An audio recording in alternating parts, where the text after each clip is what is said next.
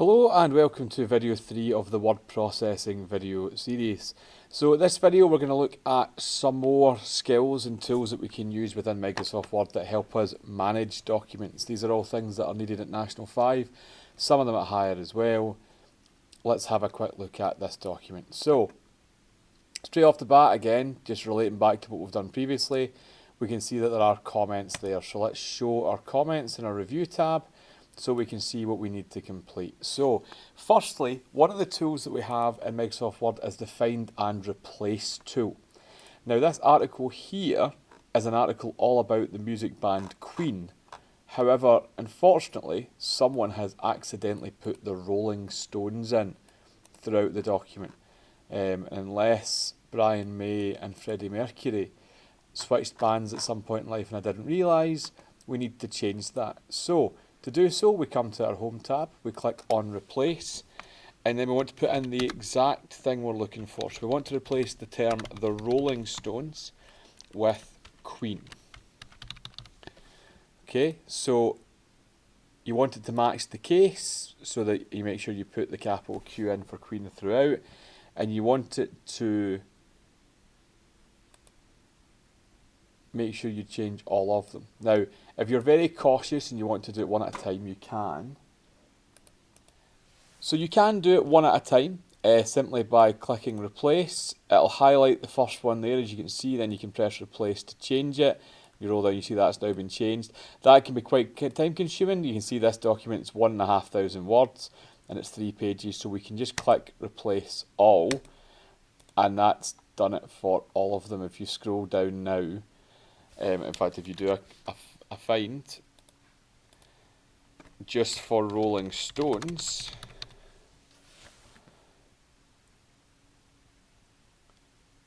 the only relevant one we've got coming up is an actual reference to the Rolling Stones. All the other ones aren't there anymore. So it's useful from that point of view. So we can delete that first comment, and then we can look at our next one. So another tool that we have in Microsoft Word is we can change the line spacing. So it wants us to change the line spacing to be 1.5 line spacing. So one of the things you want to do is to highlight the full thing. So you can do that by clicking and dragging or holding Shift, or Control A is good for selecting the full page. And then this tool here in your paragraph section is your line spacing. Now, if we change it to 1.5, you'll see that the lines have all become slightly further apart. This is quite common at university, and any document that needs to be marked, it's useful to have the spacing. It makes it a bit easier to read.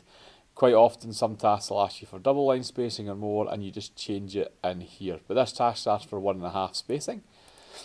And then we've automatically got the space after paragraph built in, but you can remove that or add that if you want to do.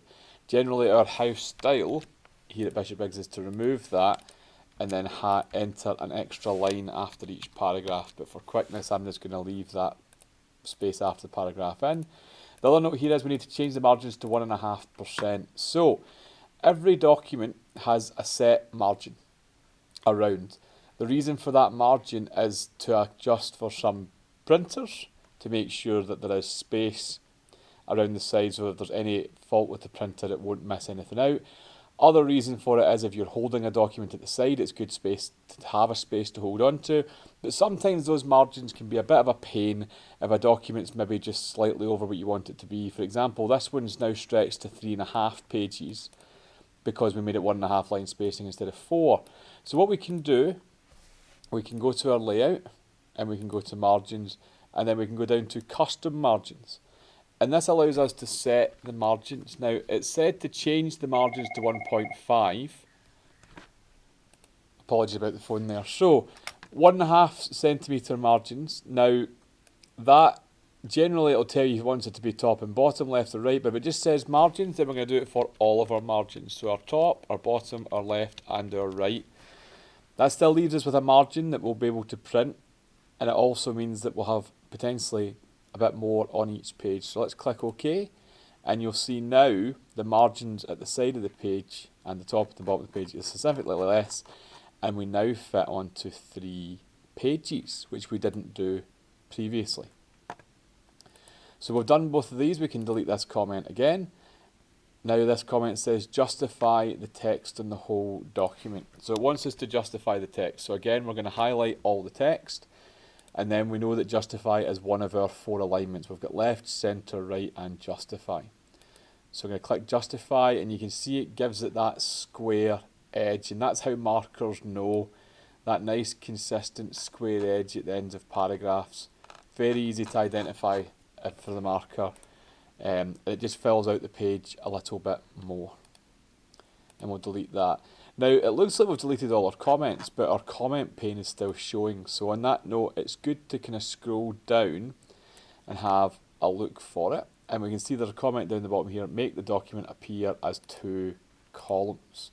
So I'm going to delete that comment. Now, we're going to highlight all the document again, there, just clicking and dragging, and we can actually put it into 2 columns.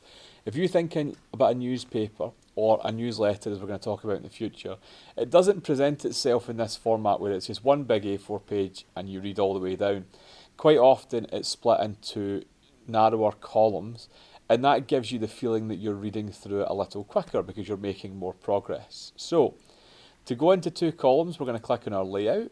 We're going to click on our columns drop down, and you can see here that you can select the number of columns you want, or you can even go really bold and have more columns. We're just going to click on 2, and you'll see that's changed it so that it's split it into 2 columns. So when you get to the bottom of here, is this the real life question mark? The game was so much more than a piece of jazz. So it's following on from the bottom. So you get to the bottom of the left hand side and you have to go back up to the top of the right, which is quite often how things are laid out sometimes. So if you're ever asked to put it into 2 columns, or you're ever doing a newsletter, 2 columns is an excellent way to do that. We could also, and I'll just show this for the sake of showing all the skills, we can also do it for more than the 2 columns. So just quickly going to highlight this last section here.